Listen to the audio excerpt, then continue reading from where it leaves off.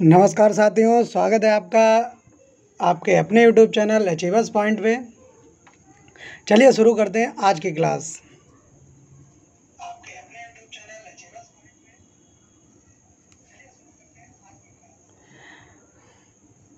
सभी लोग फटाफट जल्दी से आंसर आ जाइए, ऑनलाइन आ जाइए फटाफट।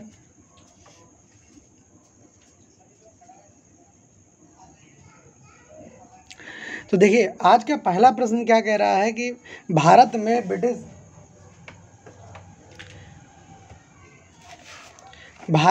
साम्राज्य का संस्थापक कौन था। भारत में ब्रिटिश साम्राज्य का संस्थापक कौन था। Warren Hasting, Lord Amherst, Lord Robert Clive, Lord William Bentinck, इनमें से कौन जो है भारत में ब्रिटिश साम्राज्य का संस्थापक था। तो जल्दी से फटाफट आंसर बताइए जो भी लोग लाइव हैं। तो देखिए, इसका सही आंसर क्या हो जाएगा कि भारत में जो ब्रिटिश साम्राज्य का संस्थापक है उन्हें लॉर्ड क्लाइव को कहा जाता है। क्यों कहा जाता है? क्योंकि इन्होंने आपका प्लासी का युद्ध, जो कि आपके सिराजुद्दौला और लॉर्ड क्लाइव के बीच हुआ था, उसे जीत करके भारत में अंग्रेजी शासन की नींव प्रशस्त की थी। तो इसीलिए भारतवर्ष में ब्रिटिश साम्राज्य का संस्थापक लॉर्ड रॉबर्ट क्लाइव को कहा जाता है। ठीक है, लॉर्ड रॉबर्ट क्लाइव को क्या कहा जाता है यहाँ पे? आपका भारत में ब्रिटिश साम्राज्य का संस्थापक कहा जाता है। चलिए चलते हैं अपने अगले प्रश्न की तरफ। सबसे अधिक निर्णायक युद्ध जिसने अंग्रेजों के भारत में प्रभुत्व को स्थापित किया। बक्सर का युद्ध, प्लासी का युद्ध, बांडीवास का युद्ध, पानीपत का तीसरा युद्ध। चलिए फटाफट जल्दी से आंसर दीजिए। सबसे अधिक निर्णायक युद्ध जिसने भारत के अंग्रेजों के भारत में प्रभुत्व को स्थापित किया। बक्सर का युद्ध, प्लासी का युद्ध, बांडीवास का युद्ध या पानीपत का तीसरा युद्ध। तो इसका सही आंसर हो जाएगा आपका बक्सर का युद्ध। बक्सर का युद्ध कब हुआ? आपका 22 अक्टूबर 1764 में आपका बक्सर का युद्ध हुआ था। और इससे पहले आपका कौन सा युद्ध हुआ था? इससे पहले हुआ था प्लासी का युद्ध। वो कब हुआ था? आपका 1757 में। प्लासी का युद्ध कब हुआ था? 1757 में आपका प्लासी का युद्ध हुआ था। तो चलिए चलते हैं अपने अगले प्रश्न की तरफ। प्लासी का युद्ध मैदान कहाँ स्थित है? बिहार, आंध्र प्रदेश, उड़ीसा, पश्चिम बंगाल। ध्यान दीजिए, आपका प्लासी का युद्ध का मैदान कहाँ स्थित है? बिहार, आंध्र प्रदेश, उड़ीसा, पश्चिम बंगाल। तो देखिए, आपका इसका सही आंसर हो जाएगा पश्चिम बंगाल। प्लासी का युद्ध जो हुआ था वो पश्चिम बंगाल में हुआ था और वर्तमान में इसे पलासी के नाम से जाना जाता है। और बंगाल के नदिया ज़िले में, बंगाल के किस ज़िले में है आपका ये स्थान? नदिया ज़िले में स्थित है। नदिया ज़िले में स्थित है और भागीरथी नदी के किनारे है। कौन सी नदी?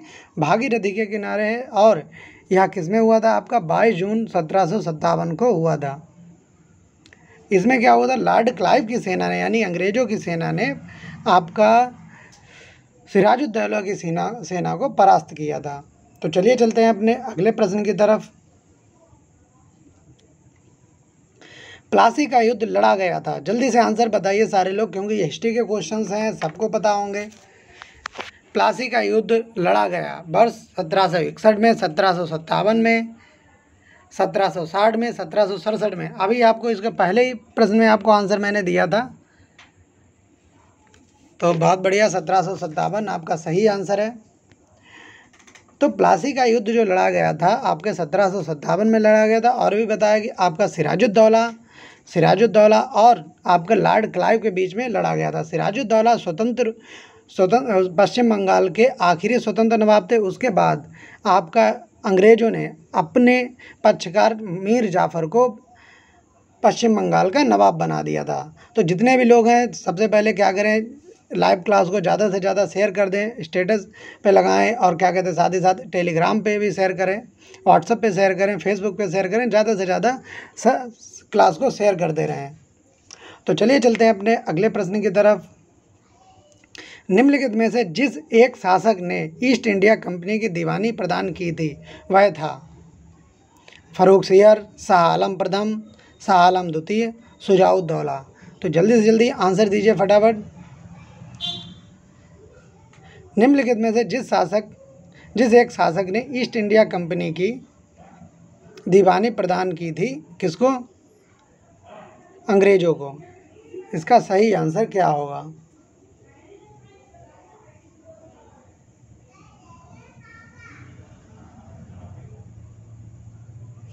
तो देखिए इसका सही आंसर हो जाएगा शाह आलम द्वितीय।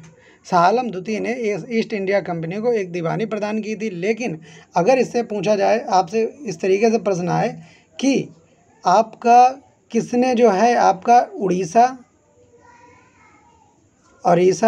पश्चिम बंगाल और आपका बिहार की दीवानी प्रदान की थी, तो वो हो जाएंगे फ़र्रुखसियर। ठीक है, तो चलिए चलते हैं अपने अगले प्रश्न की तरफ। सिख राज्य का अंतिम राजा कौन था? सिख राज्य का अंतिम राजा कौन था? जल्दी से आंसर करिए सभी लोग। सिख साम्राज्य का अंतिम राजा कौन था? खड़क सिंह, शेर सिंह, नवनिहाल और दिलीप सिंह।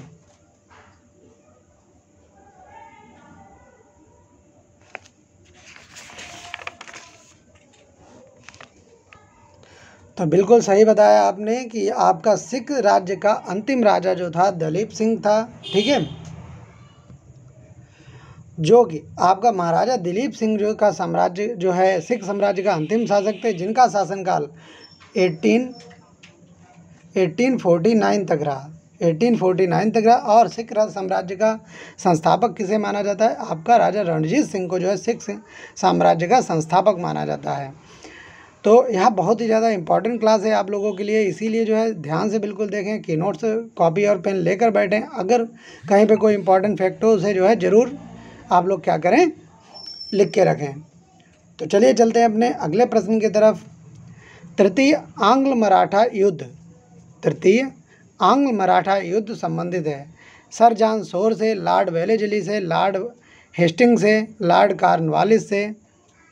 तो जल्दी बताइए, आपका तृतीय आंग्ल मराठा युद्ध संबंधित है सर जॉन शोर से, लॉर्ड वेलेस्ली से, लॉर्ड हेस्टिंग्स से या लॉर्ड कॉर्नवालिस से?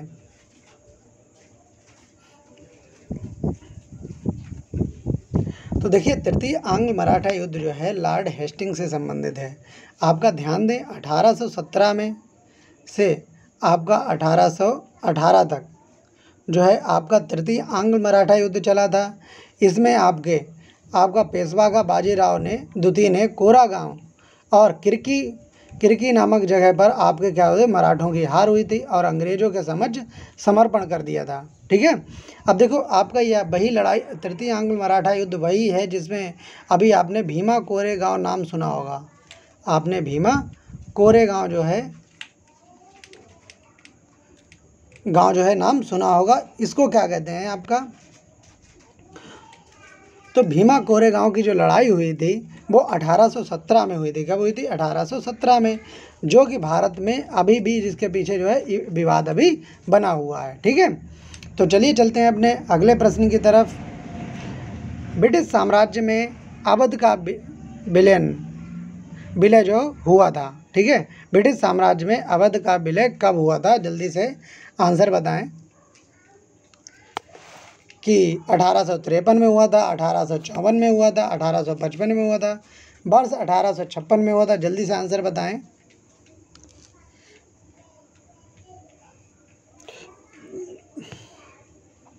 तो देखिए इसका सही आंसर हो जाएगा 1856।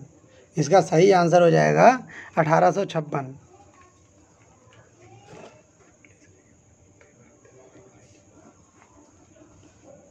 तो देखो ब्रिटिश साम्राज्य में अवध का विलय कब हुआ था? 1856 में हुआ था। इनके अंतिम जो नवाब थे वाजिद अली शाह थे। क्या थे आपके?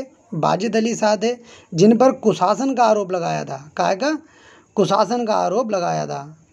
और कुशासन का आरोप लगा करके क्या कर लिया था? इनको अपने साम्राज्य में मिला लिया था। ठीक है, तो चलिए चलते हैं अपने अगले प्रश्न की तरफ। निम्नलिखित में से कौन सा युग्म सुमेलित नहीं है? निम्नलिखित में से कौन सा युग्म सुमेलित नहीं है? जल्दी से जल्दी आंसर करिए सभी लोग। हेक्टर मुनरो बक्सर का युद्ध, लॉर्ड हेस्टिंग आंग्ल नेपाल युद्ध, लॉर्ड वेलेजली चतुर्थ आंग्ल मैसूर युद्ध, लॉर्ड कॉर्नवालिस तृतीय आंग्ल मराठा युद्ध। जल्दी से आंसर दीजिए, आंसर करिए। तो देखिए इनमें जो है सुमेलित नहीं है, वो लॉर्ड कॉर्नवालिस के समय में तृतीय आंग्ल मराठा युद्ध नहीं हुआ था। तृतीय आंग्ल मराठा युद्ध लॉर्ड हेस्टिंग के समय हुआ था, जो किसके, लॉर्ड हेस्टिंग के समय में हुआ था। ठीक है, तो इसका जो है अभी जो है पिछले क्वेश्चन में बताया तृतीय आंग्ल मराठा युद्ध किसके समय पर हुआ था। तो चलिए चलते हैं अपने अगले प्रश्न की तरफ। निम्नलिखित में से किस गवर्नर जनरल ने भारत में दास प्रथा को समाप्त कर दिया था?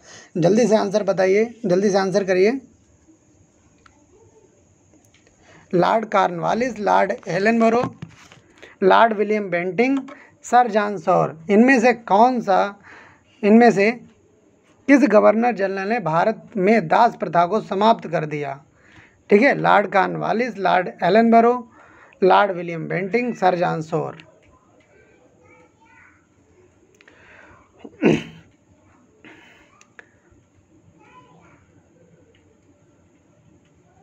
तो देखिए इसका सही आंसर हो जाएगा भारत में दास प्रथा का समाप्त जो है आपका किया था लॉर्ड एलनबरो ने।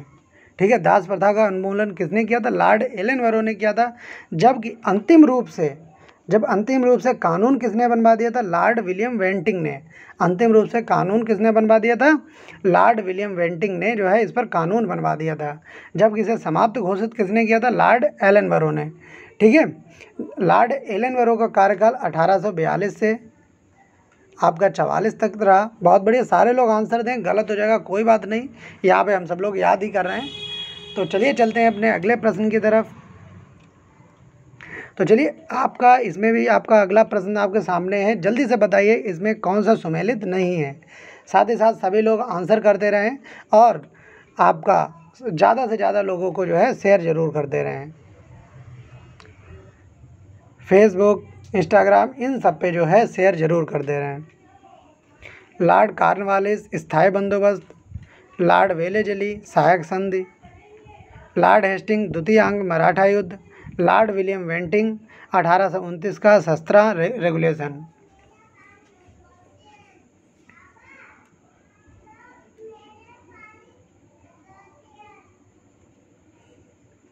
तो देखिए लॉर्ड हेस्टिंग जो थे तृतीय आंग्ल मराठा युद्ध में थे। ठीक है, अभी बताया था आपका लॉर्ड हेस्टिंग कब थे? तृतीय आंग्ल मराठा युद्ध में थे, ना कि आपका द्वितीय आंग्ल मराठा युद्ध में थे। ध्यान दीजिए, द्वितीय आंग्ल मराठा युद्ध लॉर्ड वेलेजली के समय लड़ा गया। ठीक है, जी किसके समय लड़ा गया?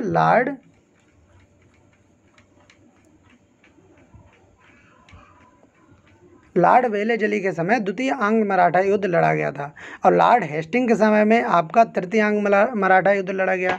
और अंग्रेजों ने पेशवा की गद्दी को समाप्त कर दिया था। ठीक है, तो चलिए चलते हैं अपने अगले प्रश्न की तरफ। किस वायसराय की हत्या अंडमान निकोबार द्वीप समूह में एक दंडित अपराधी द्वारा कर दी गई? जल्दी से आंसर बताइए। किस वायसराय की हत्या अंडमान निकोबार द्वीप समूह में एक दंडित अपराधी द्वारा की गई थी? Lord Curzon, Lord Ripon, Lord Mayo, Lord Minto. तो जल्दी से बताइए आपका कि किस वायसराय की हत्या अंडमान निकोबार द्वीप समूह में एक दंडित अपराधी द्वारा कर दी गई? तो Lord Curzon, Lord Ripon, Lord Mayo या लॉर्ड मिंटो। तो देखिए ध्यान दीजिए आपका यहाँ पे लॉर्ड मेयो की हत्या आपके एक अफगानी सैनिक, ठीक है, बिल्कुल बहादुर, राहुल, आजम सबने जो सही आंसर बताया। चलिए देखते हैं, लॉर्ड मेयो की हत्या जो थी एक अफ़गानिस्तान के एक दंडित अपराधी ने जो है कर दी थी, चाकू मार के हत्या कर दी थी। और उनका जो है हत्या कब हुई थी? 1869 ईस्वी में। कब हुई थी? 1869 ईस्वी में। बहुत ही इंपॉर्टेंट क्वेश्चन है। और लॉर्ड मेयो ने भारत में सबसे पहले आपका जनगणना का कार्य जो है शुरू कराया था। ठीक है, तो चलिए चलते हैं अपने अगले प्रश्न की तरफ, जल्दी से आंसर दीजिएगा। प्राचीन स्मारक संरक्षक एक्ट किस गवर्नर जनरल के कार्यकाल में पारित हुआ था? प्राचीन स्मारक संरक्षण एक्ट किस गवर्नर जनरल के कार्यकाल में पारित हुआ था? Lord Minto, Lord Linlithgow, Lord Curzon, Lord Canning. तो जल्दी से आंसर करिए सभी लोग।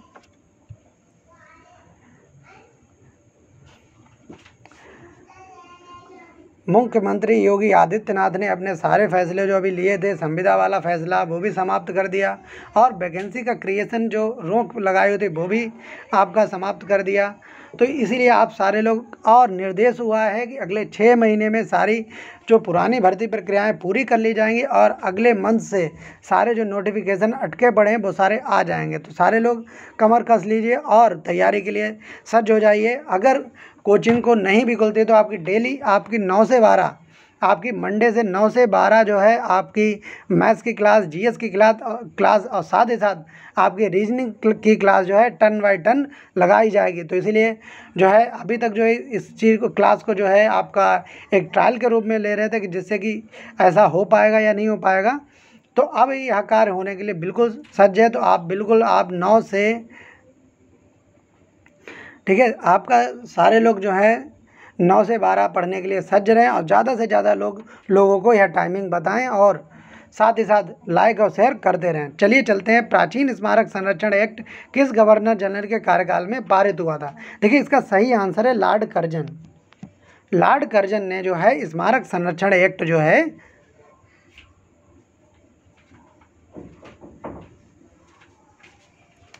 नहीं, आप योगेश साहब एक ही आंसर बताएं, गलत हो जाएगा, कोई बात नहीं। देखो अभी आप याद कर रहे हैं, आप पढ़ रहे हैं, तो ऐसी कोई बात नहीं, गलत हो जाएगा तो इसकी टेंशन ना लें, आंसर बताएं सभी लोग, ठीक है। तो प्राचीन स्मारक संरक्षण एक्ट किस गवर्नर जनरल के कार्यकाल में पारित हुआ? तो देखो लॉर्ड कर्जन के समय में ही आपका क्या हुआ था, प्राचीन स्मारक संरक्षण एक्ट को जो है पारित किया गया था, और इसमें 50,000 पाउंड की धनराशि का आवंटन भी किया गया था। कितनी धनराशि का? 50,000 पाउंड राशि की जो है संरक्षण में इमारतों को बचाने के लिए आपका धन दिया भी गया था। तो जल्दी से जल्दी सेशन को शेयर करते रहें। फूट डालो राज्य करो की रणनीति अपनाई गई थी। फूट डालो राज्य करो की रणनीति अपनाई गई थी Lord Curzon, Lord Minto, Lord Dalhousie द्वारा, लॉर्ड वेलेजली द्वारा।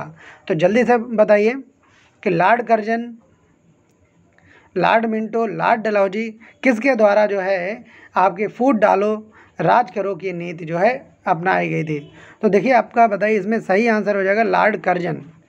लॉर्ड कर्जन ने फूट डालो और राज करो की नीति को अपनाया था, और इसी के तहत आपका 1905 में बंगाल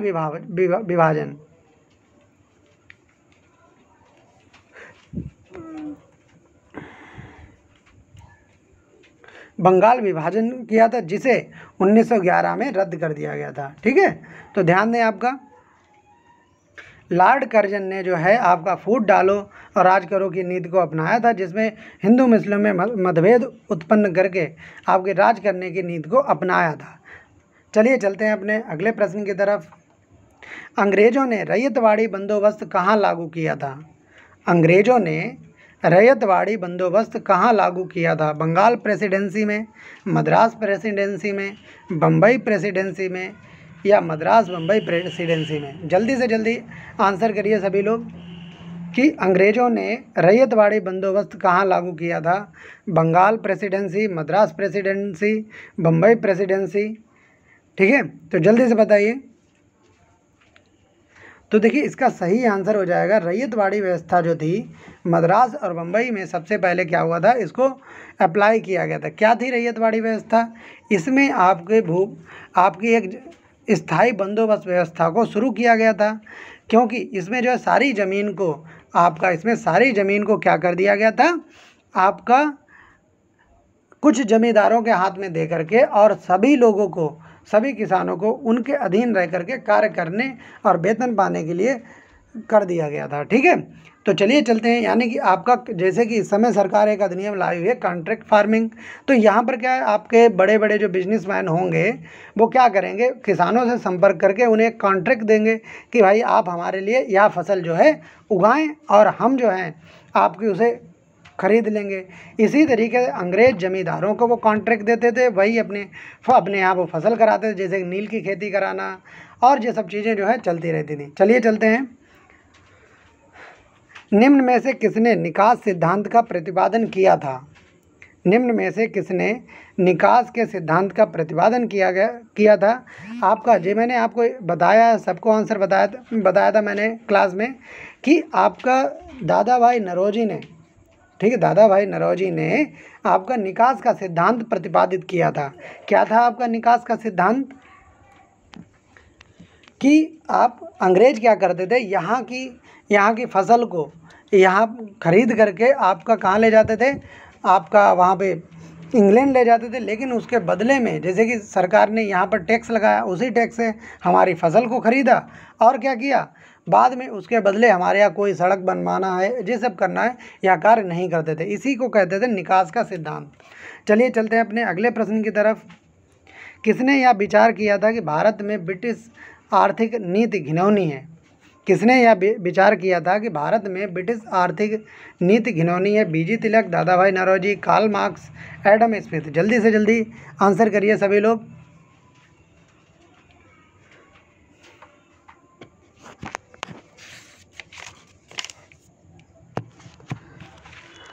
तो देखिए इसका सही आंसर है आपका, उस समय के ब्रिटिश आर्थिक नीतिकार जो थे, आपका ब्रिटिश आर्थिक नीतिकार जो थे कार्ल मार्क्स ने जो है ब्रिटिश आर्थिक नीति की आलोचना की थी भारत के लिए। ठीक है, आपका यह विचार बताया था कि आपका कार्ल मार्क्स ने कहा था कि ब्रिटिश की जो भारत के लिए जो नीति है वह आर्थिक नीति है बिल्कुल गलत है, इसको बदलकर जो है ब्रिटिश सरकार और भी अच्छा मुनाफा कमा सकती है। तो चलिए चलते हैं अपने अगले प्रश्न की तरफ।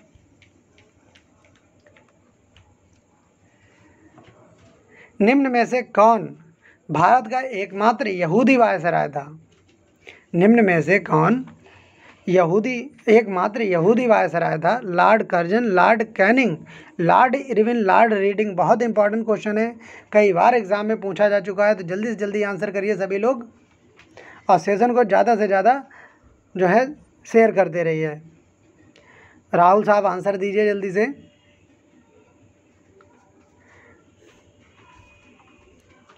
देखिए आपका भारत में एकमात्र यहूदी वायसराय लॉर्ड रीडिंग था। ठीक है, और इसके समय में, ठीक है, इसके समय में क्या क्या हुआ था? लॉर्ड रीडिंग के समय में आपका चोरी चोरा की घटना हुई थी, और आपका स्वराज पार्टी का गठन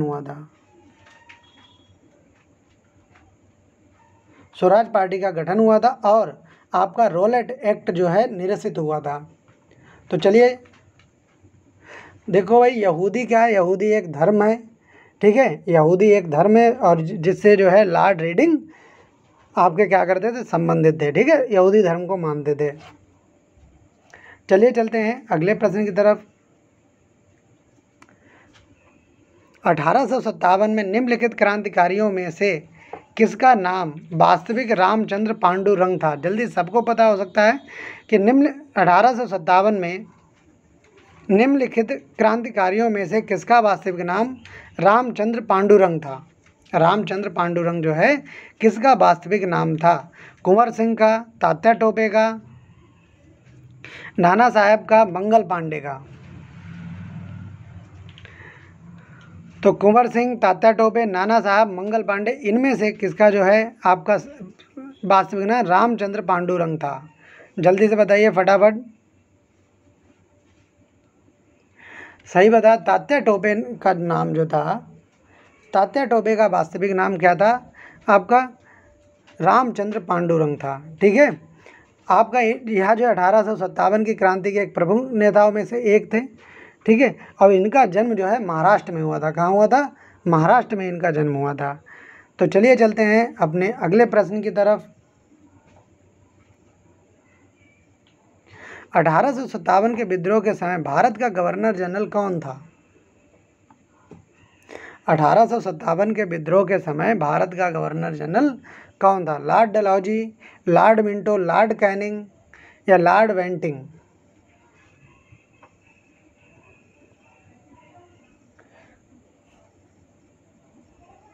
तो जल्दी से आंसर बताइए कि 1857 के विद्रोह के समय भारत का गवर्नर जनरल कौन था? Lord Dalhousie, Lord Minto, Lord Canning, Lord Bentinck. तो देखिए इसका सही आंसर हो जाएगा आपका Lord Canning, C is the right answer. 1857 में, अब देखिए लॉर्ड कैनिंग कब से कब रहे? आपके 1856 से 1862, और यह भारत के पहले वायसराय थे। यह भारत के पहले वायसराय नियुक्त किए गए। इससे पहले आपके भारत के गवर्नर जनरल हुआ करते थे। तो चलिए चलते हैं अपने अगले प्रश्न की तरफ। वंदे मातरम गीत किसने लिखा था? जल्दी से बताइए, वंदे मातरम गीत किसने लिखा था? रविंद्रनाथ टैगोर, रामधारी सिंह दिनकर, सरोजिनी नायडू, बंकिम चंद्र चटर्जी।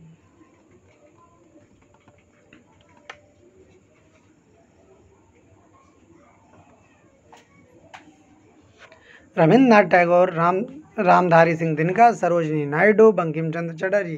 देखिए वंदे मातरम आपका गीत जो लिखा था आपका बंकिम चंद्र चटर्जी ने लिखा था, और उनकी एक जो कृति है आनंद मठ,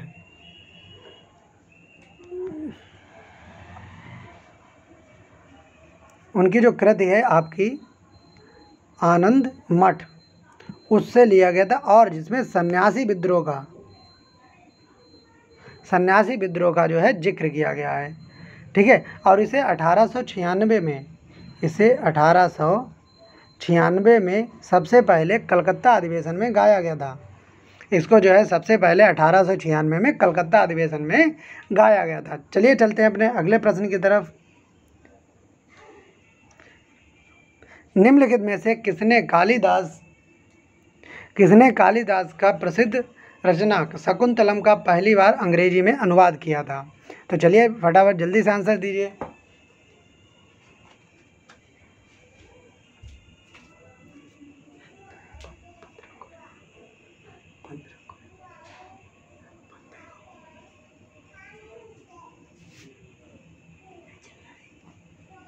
निम्नलिखित में से किसने कालिदास की प्रसिद्ध रचना शकुंतलम का पहली बार अंग्रेजी में अनुवाद हुआ था? चार्ल्स विल्किंसन, हेनरी कोलब्रुक ने, योहान वोल्फगांग ने, वान गेटे ने, सर विलियम जोन्स ने। तो जल्दी से बताइए आपका इसका सही आंसर क्या होगा? तो देखिए इसका सही आंसर हो जाएगा सर विलियम जोन्स ने। सर विलियम जोन्स ने जो है आपका सबसे पहले जो था आपका शकुंतलम कालिदास की जो रचना थी आपका इसका जो है अनुवाद अंग्रेजी में किया था।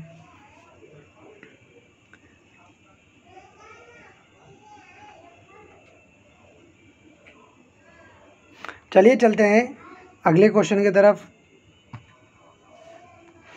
किसके सतत प्रयत्नों से बम्बई में प्रथम महिला विश्वविद्यालय की स्थापना की गई?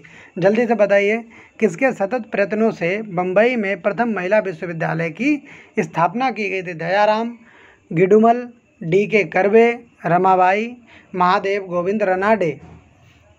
किसने सतत प्रयत्नों से बम्बई में प्रथम महिला विश्वविद्यालय की स्थापना की गई? दयाराम, गिडुमल, D.K. कर्वे, रमाबाई, महादेव गोविंद रनाडे। तो देखिए इसका सही आंसर हो जाएगा D.K. कर्वे। D.K. कर्वे के आपके प्रयासों से भारत में आपके मुंबई में आपका सबसे पहला महिला विश्वविद्यालय की स्थापना 1896 में की गई थी। 1896 में की गई थी।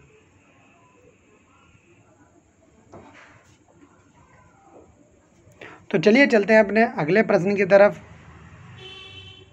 डेक्कन एजुकेशनल सोसाइटी की स्थापना से कौन संबंधित था?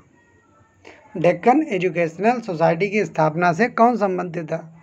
Justice Ranade, Pherozeshah Mehta, B.G. Tilak, Dayanand Saraswati. तो चलिए जल्दी से बताइए, डेक्कन एजुकेशनल सोसाइटी की स्थापना से कौन संबंधित था? Justice Ranade, Pherozeshah Mehta, B.G. Tilak, Dayanand Saraswati. तो देखिए आपका जो डेक्कन एजुकेशन सोसाइटी थी इससे संबंधित कौन थे? B.G. तिलक, यानी बाल गंगाधर तिलक। इन्होंने इस सोसाइटी की स्थापना कब की थी? 1880 में की गई थी। और ये जान लें कि आपका बिल्कुल ये क्या था, आपका यह जो था आपका एक इंग्लिश मीडियम स्कूल की तरह इसकी स्थापना करी गई थी। ठीक है, तो चलिए चलते हैं अपने अगले प्रश्न की तरफ। भारत में प्रकाशित पहला समाचार पत्र निम्नलिखित में से कौन सा था? जल्दी बताइए। भारत में प्रकाशित पहला समाचार पत्र निम्नलिखित में से कौन सा था? जल्दी से जल्दी बताइए और ज़्यादा से ज़्यादा लोगों में शेयर करते रहिए।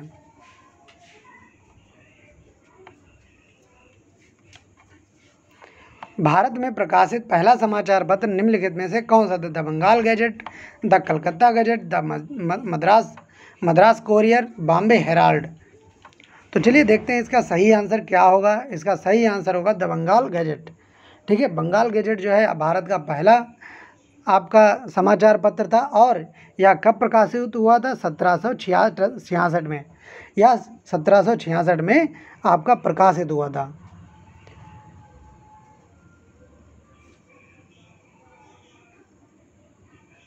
और जबकि मुख्य रूप में अगर हम बात करें, मुख्य रूप में यह बंगाल बजट का जो है प्रकाशन 1780 में हो पाया। ठीक है, और किसने किया था? जेम्स हिक्की ने। किसने किया था? आपका जेम्स हिक्की ने जो था आपका इसका प्रकाशन किया था। तो चलिए चलते हैं अगले प्रश्न की तरफ।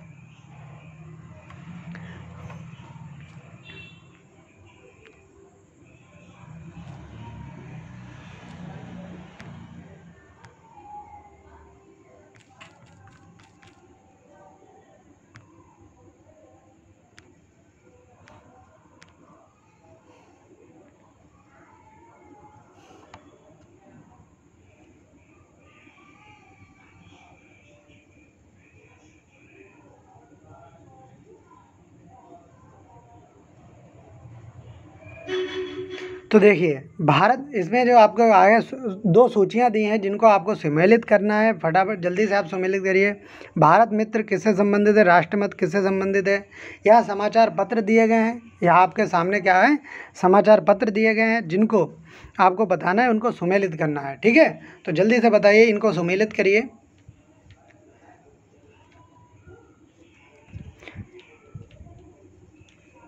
तो देखिए आपका भारत मित्र जो था, आपका जो समाचार पत्र था वो हिंदी में निकलता था। भारत मित्र किससे निकलता था? हिंदी में। तो आपका क्या हो जाएगा? A3 हो जाएगा। राष्ट्रमत, राष्ट्रमत यानी कि आपका जो था आपका B, राष्ट्रमत जो है अब मराठी में प्रकाशित होता था, तो आपका हो जाएगा B4 हो जाएगा। ठीक है, इसी के साथ आपका प्रजामित्र, प्रजामित्र जो निकलता था जे आपका गुजरात से प्रकाशित होता तो गुजराती में निकलेगा, तो आपका C2 हो जाएगा। और नायक आपका बंगाली में निकलता था, तो आपका जे क्या हो जाएगा? आपका बंगाली। तो आपका हो जाएगा D हो जाएगा आपका 1। तो इसका सही आंसर क्या हो जाएगा? A3, B4, C2, 1।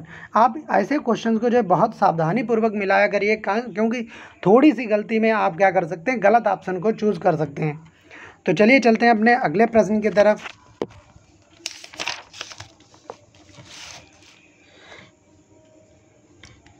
विकल्प में दिए गए बताइए। हरिजन, अगला प्रश्न देखते हैं। हरिजन के प्रारंभकर्ता थे। हरिजन के प्रारंभकर्ता कौन थे? देखिए हरिजन क्या था? आपका एक साप्ताहिक समाचार पत्र था। आपका क्या था? हरिजन एक सामाजिक समाचार पत्र था। इसको कौन प्रकाशित कराता था? ठीक है, फटाफट जल्दी से आंसर दीजिए। तो देखिए इसका सही आंसर हो जाएगा गांधी जी। गांधी जी जो है आपका इसका प्रकाशन कराया करते थे। और सही नाम क्या था आपका? हरिजन बंधु। ठीक है, एक हरिजन था तो आपका अंग्रेजी में प्रकाशन होता था, अंग्रेजी में प्रकाशन होता था। और हरिजन बंधु था, अगर कभी आ जाए हरिजन बंधु, तो बंधु का प्रकाशन किसमें होता था? गुजराती में होता था, गुजराती में होता था। और यही हरिजन सेवक आ जाए, अगर यहाँ पर हरिजन के साथ में सेवक लगा हो तो आपका क्या हो जाएगा? हरिजन सेवक हिंदी में आता था। तो ध्यान दें सभी लोग। तो इसका सही आंसर क्या हो जाएगा? गांधी जी। तो चलिए चलते हैं अपने अगले प्रश्न की तरफ। निम्नलिखित में से कौन सा एक जर्नल अब्दुल कलाम आज़ाद द्वारा प्रकाशित हुआ था? जर्नल भी आपका एक समाचार पत्र का ही रूप हुआ करता था। तो निम्नलिखित में से कौन सा एक जर्नल अबुल कलाम आज़ाद द्वारा प्रकाशित होता था? Al Hilal, Comrade, the Indian society, socialist and Zamindar. ठीक है, तो अबुल कलाम आज़ाद द्वारा कौन सा जर्नल प्रकाशित किया जाता था? तो जल्दी से बताइए। तो देखिए आपका इसका सही आंसर हो जाएगा अल हिलाल। इसका सही आंसर क्या हो जाएगा? अल हिलाल जो था आपका मौलाना अबुल कलाम आज़ाद द्वारा प्रकाशित किया जाता था। यह एक उर्दू साप्ताहिक था, प्रकाशन था, और आपका 1912 में इसका प्रकाशन हुआ था। ठीक है, अल हिलाल का जो है हुआ था, बाद में इस पर प्रतिबंध भी लगा दिया गया था। तो चलिए चलते हैं अगले प्रश्न की तरफ। मौलाना आज़ाद, अल हिलाल, अब इसको दो सूचियां दी गई हैं, इसमें आपको बताना इनमें से कौन सा गलत मेल खा रहा है। ठीक है, इनका जो है इनमें से गलत मेल कौन सा खा रहा है, यानी कि आपको गलत चूज करना है। मौलाना अबुल कलाम आज़ाद अभी बताया, अल हिलाल लोकमान्य तिलक केसरी बिल्कुल सही, जवाहरलाल नेहरू नेशनल हेराल्ड, आपका हेराल्ड पायनियर के नाम से, हेराल्ड के नाम से आपका दिल्ली में ऑफिस भी है। ठीक है, महात्मा गांधी द पायनियर। देखिए द पायनियर जो है आपका गांधी जी नहीं निकालते थे। ठीक है, और निकालता फिर कौन था? ये द पायनियर जो था, जो समाचार पत्र था, वो जॉर्ज एलन, कौन? जॉर्ज एलन निकालते थे। कौन निकालते थे? जॉर्ज एलन जो है आपका यह समाचार पत्र निकाला करते थे। तो महात्मा गांधी द पायनियर गलत है, तो इनका जॉर्ज एलन। तो चलिए चलते हैं आपका, देखो गांधी जी के कौन कौन से थे? इंडियन ओपिनियन गांधी जी का था, हरिजन यंग इंडिया था, और नवजीवन था। तो यह सभी किसके थे? गांधी जी के थे। चलिए चलते हैं अपने अगले प्रश्न की तरफ। निम्नलिखित में लिखित युग्मों में से कौन सा सही सुमेलित नहीं है? निम्नलिखित युग्मों में से कौन सा सही सुमेलित नहीं है? नवजीवन एम के गांधी, ठीक है, स्वराज टी प्रकाशम, प्रभात एन सी केलकर, कौमी आवाम अबुल कलाम आज़ाद। इसमें आपको बताना है कि आपका इनमें कौन सा गलत सुमेलित है। ठीक है, तो देखिए इसका सही आंसर हो जाएगा कौमी आवाम। इसका सही आंसर क्या हो जाएगा? कौमी आवाम जो है गलत सुमेलित है। कौमी आवाम जो उर्दू का प्रकाशन था वो जवाहरलाल नेहरू और रफ़ी अहमद किदवई करते थे। ठीक है, ध्यान दें, कौमी आवाम कौन कौन करता था? जवाहरलाल नेहरू करते थे, और आपका रफ़ी अहमद किदवई, ठीक है, आपके किदवई जो हैं इसका प्रकाशन करते थे। तो चलिए चलते हैं अपने अगले प्रश्न की तरफ। कॉमनवेल्थ पत्र किससे जुड़ा हुआ है? कॉमनवेल्थ पत्र किससे जुड़ा हुआ है? बीजी तिलक से, एनी बेसेंट से, जी के गोखले से, उपरोक्त में से कोई नहीं। तो जल्दी से जल्दी आंसर करिए सभी लोग, और सेशन को ज़्यादा से ज़्यादा शेयर करिए।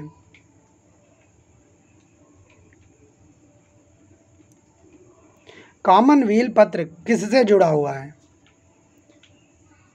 बीजी तिलक से, एनी बेसेंट से, जी के गोखले से।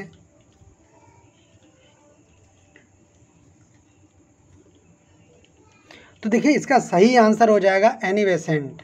इसका सही आंसर क्या हो जाएगा? Annie Besant. कॉमनवेल्थ जो है एनी बेसेंट द्वारा प्रकाशित एक अंग्रेजी पत्र था, जिसकी संपादिका कौन थी? एनी बेसेंट थी। तो चलिए चलते हैं अपने अगले प्रश्न की तरफ। किसको भारतीय पुनर्जागरण का पिता कहा जाता है? किसको भारतीय पुनर्जागरण का पिता कहा जाता है? राजा राम मोहन राय, दयानंद सरस्वती, स्वामी विवेकानंद, रामकृष्ण परमहंस। तो जल्दी से जल्दी आंसर करिए कि आपका भारतीय पुनर्जागरण का पिता किसे कहा जाता है? राजा राम मोहन राय। ठीक है, तो ध्यान दें सभी लोग, अभी जो आपका नोटिफिकेशन आया है, जो सरकार ने आपके बातें जारी करी है, उससे जो है कि अगले 6 महीने में बहुत सारी वैकेंसीज़ को जो है वो फिल करना चाहते हैं। तो इसीलिए जिन जिन लोगों का कोई भी पेपर पड़ा हुआ है या फिर आपका जो नया नोटिफिकेशन आने वाला है उसमें वो लोग अप्लाई करेंगे, तो अभी से कमर कस लीजिए अगर चाहते हैं कि आपका कहीं भी आपका किसी में भी सिलेक्शन हो जाए। आपका ऐसे तफरी से कहीं से पर भी नहीं हो सकता।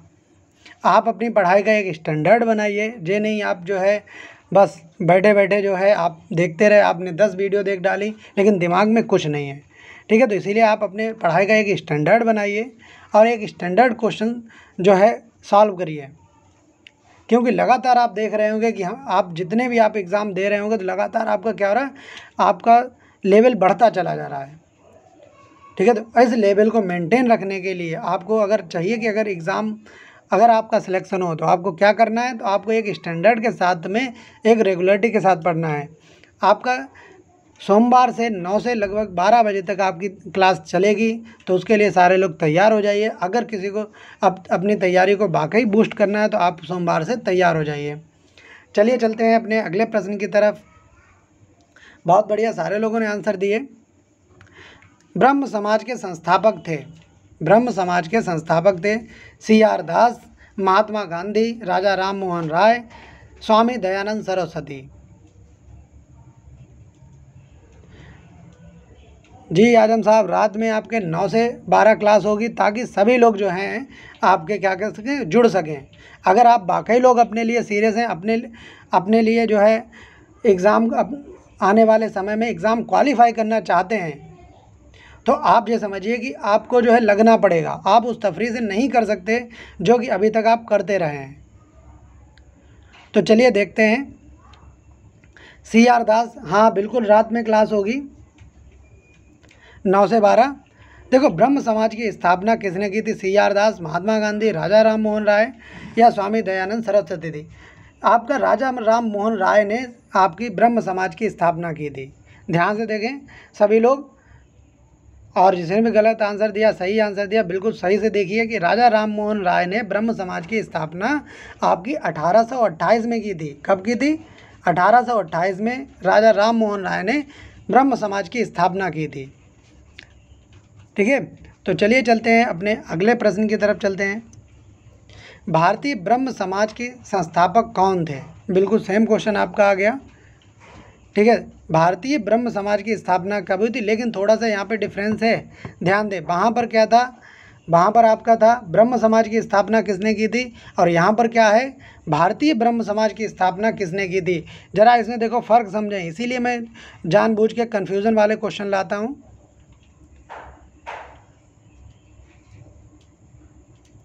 ठीक है, तो आपका इसका सही आंसर हो जाए केशव चंद्र ने। ठीक है, भारतीय ब्रह्म समाज की स्थापना केशव चंद्र ने की थी, और ब्रह्म समाज की स्थापना सिर्फ अगर आ जाए तो राजा राम मोहन राय ने की थी। ध्यान दें, भारतीय ब्रह्म समाज के संस्थापक केशव चंद्र सेन थे। फिर उसके बाद में यही आपकी शाखा आपकी किसमें, आदि ब्रह्म समाज में भी को पुकारा गया इसे। ठीक है, इसे आदि ब्रह्म समाज भी कहा गया। ईश्वर चंद्र विद्यासागर इसका आंसर नहीं है। तो चलिए चलते हैं अपने अगले प्रश्न की तरफ।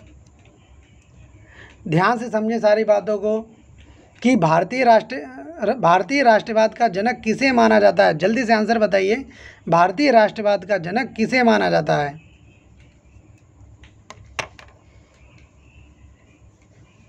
गोपाल कृष्ण गोखले, बाल गंगाधर तिलक, सुरेंद्र नाथ बनर्जी या उपरोक्त में से कोई नहीं?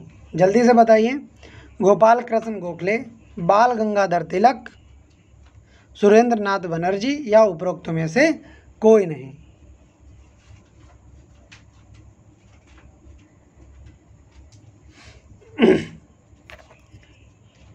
देखिए, इसका आंसर है उपरोक्त में से कोई नहीं।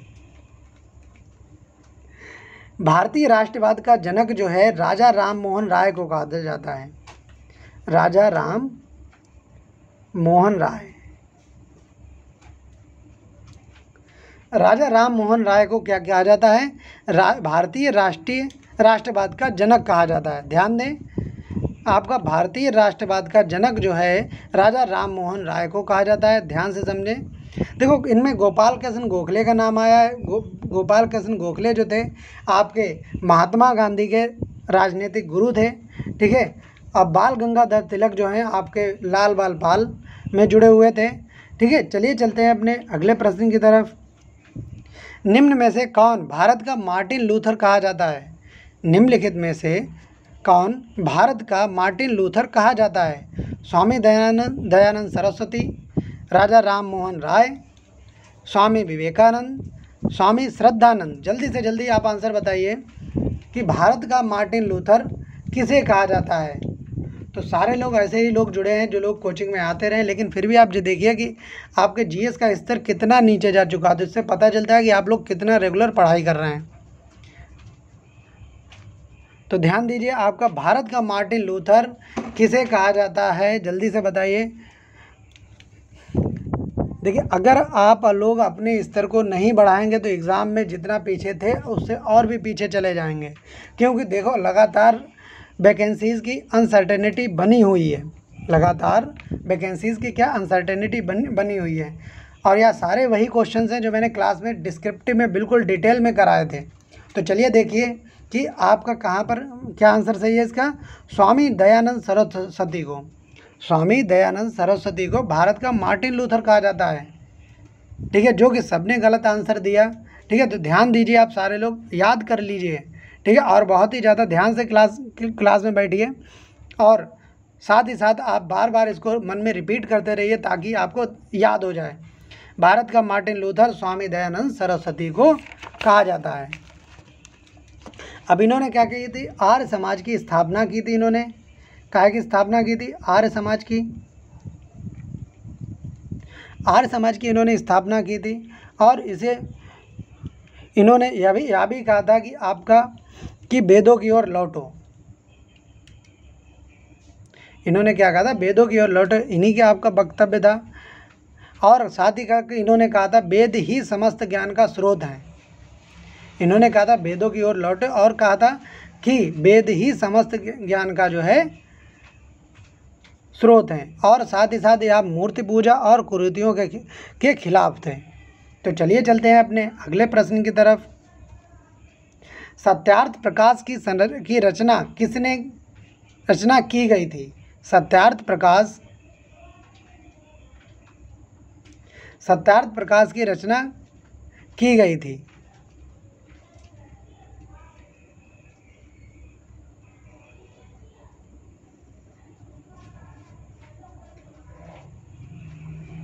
राजा राम मोहन राय द्वारा, महात्मा गांधी द्वारा, स्वामी विवेकानंद द्वारा, स्वामी दयानंद सरस्वती द्वारा। जल्दी से बताइए। देखिए, आजम साहब 1800 आर्य समाज की स्थापना 1875 में आपकी दयानंद सरस्वती जी ने की थी। ठीक है, तो जल्दी से बताइए कि सत्यार्थ प्रकाश की स्थापना किसने की थी, रचना की गई थी? स्वामी दयानंद सरस्वती द्वारा। स्वामी दयानंद सरस्वती द्वारा जो था आपका सत्यार्थ प्रकाश की रचना की गई थी। तो चलिए चलते हैं अपने अगले प्रश्न की तरफ। सत्यार्थ प्रकाश पवित्र पुस्तक है। सत्यार्थ प्रकाश पवित्र पुस्तक है आर्य समाज की, ब्रह्म समाज की, थियोसॉफिकल सोसाइटी की। तो जल्दी से बताइए, सत्यार्थ प्रकाश पवित्र पुस्तक है आर्य समाज की, ब्रह्म समाज की, थियोसॉफिकल सोसाइटी की, प्रार्थना समाज की। तो देखिए, इसका सही आंसर हो जाएगा इसके दयानंद सरस्वती ने क्या किया था? आपकी रचना की गई, तो आर्य समाज के लिए ही वह पवित्र पुस्तक रही होगी। तो चलिए चलते हैं अगले प्रश्न की तरफ। इनके कालानुक्रम में लगाइए, इनको जो है कालानुक्रम में लगाइए। आपका पहले से यानी क्रोनोलॉजिकल ऑर्डर में इसको लगाना है। तो जल्दी से जल्दी जो है आपका इनको क्रोनोलॉजिकल ऑर्डर में लगाइए। तो तुलसीदास, राजा राम मोहन राय, स्वामी विवेकानंद, दयानंद सरस्वती। तो देखिए, सबसे अगर हम बात करें कि क्या होगा, सबसे पुराने कौन है इसमें? तुलसीदास हैं, फिर उसके बाद राजा राम मोहन राय हैं, फिर स्वामी विवेकानंद हैं, फिर दयानंद सरस्वती। तो इसका सही आंसर हो जाएगा आपका, देखिए तुलसीदास पहले आए, फिर राजा राम मोहन राय आए, फिर उससे पहले आपके दयानंद सरस्वती आ गए थे। ठीक है, तो क्या आ जाएगा? 1, 2, 4 एंड 3। तो आंसर हो जाएगा आपका बी वाला, इसका सही आंसर हो जाएगा। तो चलिए चलते हैं अपने अगले प्रश्न की तरफ। निम्नलिखित में से किसने महाराष्ट्र में प्रार्थना समाज की स्थापना की थी? जल्दी से बताइए, प्रार्थना समाज की स्थापना किसने की थी? आत्माराम पांडुरंग ने, ज्योतिबा फुले ने, एम.जी. चंद्राकर ने, एम.जी. रनाडे ने। तो जल्दी से बताइए कि आपका महाराष्ट्र में प्रार्थना समाज की स्थापना किसने की थी? तो देखिए इसका सही आंसर हो जाएगा आत्माराम पांडुरंग ने। इसका सही आंसर क्या हो जाएगा? आत्माराम पांडुरंग ने क्या किया था? प्रार्थना समाज की स्थापना 1867 में की थी। कब की थी? 1867 में प्रार्थना समाज की स्थापना की थी। तो चलिए चलते हैं अगले प्रश्न की तरफ। महात्मा ज्योतिबा फुले द्वारा किस संगठन की स्थापना की गई थी? गोपाल मंडली, श्री नारायण सभा, सत्यशोधक समाज, महाजन सभा। देखिए महात्मा ज्योतिबा फुले ने जिसके नाम पे MJP का नाम रखा गया, तो इसका सही आंसर हो जाएगा सत्यशोधक समाज। सत्यशोधक समाज ने क्या किया था? अब आपका महात्मा ज्योतिबा फुले ने सत्यशोधक समाज की स्थापना की थी, जिसमें जिसका उद्देश्य था आपका निम्न वर्गीय, आपका कह सकते हैं कि निम्न जाति के लोग और स्त्री की पुनर्विवाह आदि समस्याओं को लेकर के इन्होंने संगठन बनाया था। तो चलिए चलते हैं अपने अगले प्रश्न की तरफ। भारत में थियोसॉफिकल सोसाइटी की सफलता का मुख्यता थी एनी बेसेंट के कारण, कर्नल एच.एस. अलकाट के कारण, सर विलियम क्रुक के कारण, एम मालवीय के कारण। तो बताइए थियोसॉफिकल सोसाइटी की सफलता मुख्यतः थी एनी बेसेंट के कारण, कर्नल एच.एस. अलकाट के कारण, सर विलियम क्रुक के कारण, एम मालवीय के कारण। तो देखिए इसका सही आंसर हो जाएगा एनी बेसेंट, क्योंकि आपका बात करें थियोसॉफिकल सोसाइटी की स्थापना आपकी जो थी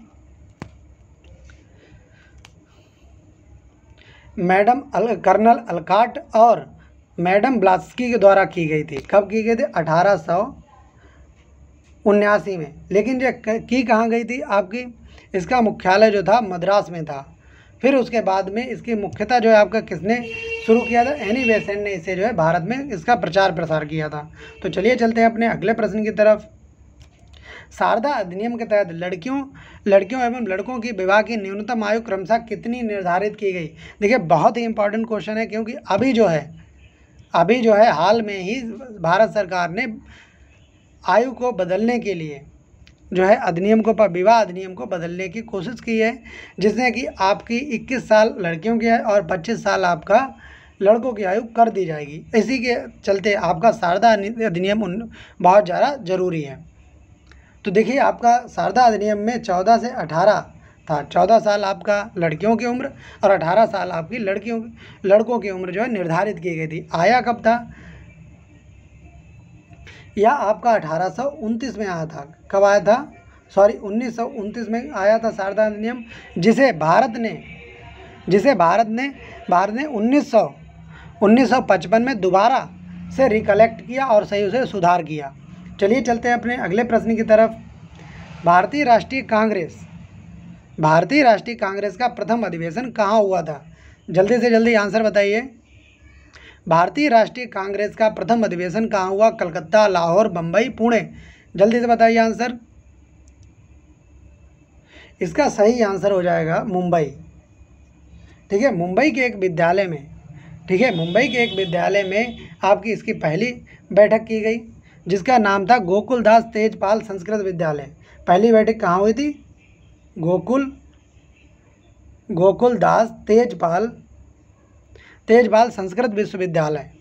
ठीक है, तो वहाँ पर इसकी पहली मीटिंग हुई थी और भारतीय राष्ट्रीय कांग्रेस के संस्थापक A.O. ह्यूम थे। कौन थे आपके? ये व्योमेश चंद्र आपका क्या था? आपका भारतीय राष्ट्रीय कांग्रेस के संस्थापक A.O. ह्यूम थे और पहले अध्यक्ष जो थे W.C. बनर्जी थे। तो चलिए चलते हैं अपने अगले प्रश्न की तरफ। भारतीय राष्ट्रीय कांग्रेस का 1885 में महासचिव कौन था? ठीक है, इसका आपका ध्यान दें। आपका भारतीय राष्ट्रीय कांग्रेस का महासचिव A.O. ह्यूम थे। ठीक है, जबकि इसके अध्यक्ष कौन थे? आपका W.C. बनर्जी। अध्यक्ष कौन थे आपके? अध्यक्ष थे आपके WC बनर्जी। तो चलिए चलते हैं अपने अगले प्रश्न की तरफ। निम्नलिखित में से कौन भारतीय राष्ट्रीय कांग्रेस का प्रथम अध्यक्ष था? निम्नलिखित में से कौन भारतीय राष्ट्रीय कांग्रेस का प्रथम अध्यक्ष था? तो अध्यक्ष मैंने बताया महासचिव तो ये ह्यूम हो गए, आपका WC बनर्जी इसके जो हैं क्या थे आपके? अध्यक्ष थे। तो चलिए चलते हैं अपने अगले प्रश्न की तरफ। भारतीय राष्ट्रीय कांग्रेस के सर्वप्रथम मुस्लिम अध्यक्ष कौन थे? तो सबको पता होगा आपका भारतीय राष्ट्रीय कांग्रेस के सर्वप्रथम मुस्लिम अध्यक्ष बदरुद्दीन तैयब जी को बनाया गया था। आपका बदरुद्दीन तैयब जी को भारतीय राष्ट्रीय कांग्रेस का सर्वप्रथम मुस्लिम अध्यक्ष बनाया गया था।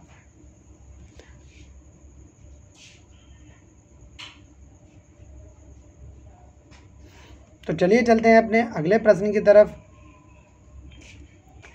भारतीय राष्ट्रीय कांग्रेस का प्रथम निर्वाचित यूरोपीय अध्यक्ष कौन था? जल्दी से बताइए, बहुत इंपॉर्टेंट क्वेश्चन है ये। भारतीय राष्ट्रीय कांग्रेस का प्रथम निर्वाचित यूरोपीय अध्यक्ष एयोहुम, George Yule, Alfred Webb, Annie Besant. तो इसका सही आंसर हो जाएगा आपका जॉर्ज यूले। जॉर्ज यूले जो है इसका सही आंसर हो जाएगा। यह एक प्रथम निर्वाचित यूरोपीय अध्यक्ष थे। ठीक है,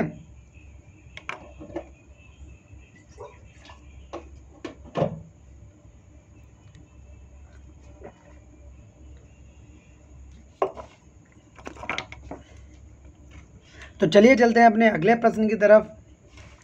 निम्नलिखित में से कौन एक भारतीय राष्ट्रीय कांग्रेस से कभी संबद्ध नहीं रहा? तो जल्दी से बताइए, निम्नलिखित में से कौन एक भारतीय राष्ट्रीय कांग्रेस से कभी संबद्ध नहीं रहा?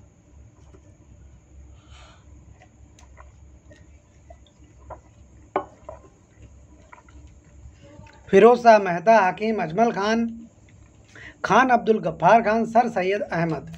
तो जल्दी से आंसर बताइए। तो इसका सही आंसर हो जाएगा सर सैयद अहमद जो हैं कभी भी आपका राष्ट्रीय कांग्रेस से संबंधित नहीं रहे।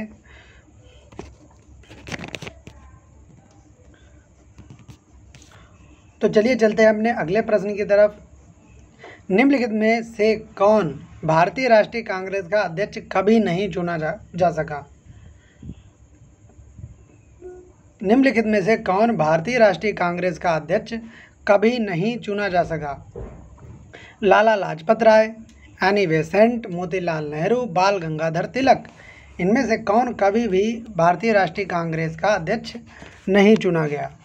तो इसका सही आंसर हो जाएगा बाल गंगाधर तिलक। एनी, ठीक है, तो यह कभी भी क्या नहीं रहे, आपके भारतीय राष्ट्रीय कांग्रेस के अध्यक्ष नहीं रहे। और एनी बेसेंट पहली महिला अध्यक्ष बनी थी, पहली महिला अध्यक्ष बनी थी ये। और आपका पहली भारतीय महिला अध्यक्ष बनी थी आपकी सरोजिनी नायडू। पहली आपकी भारतीय राष्ट्रीय कांग्रेस की पहली महिला अध्यक्ष कौन बनी थी? सरोजिनी नायडू, जो कि प्रथम भारतीय थी, जबकि आपका एनी बेसेंट प्रथम महिला अध्यक्ष थी। देखो इनमें लाला लाजपत राय को शेरे पंजाब भी कहा जाता है।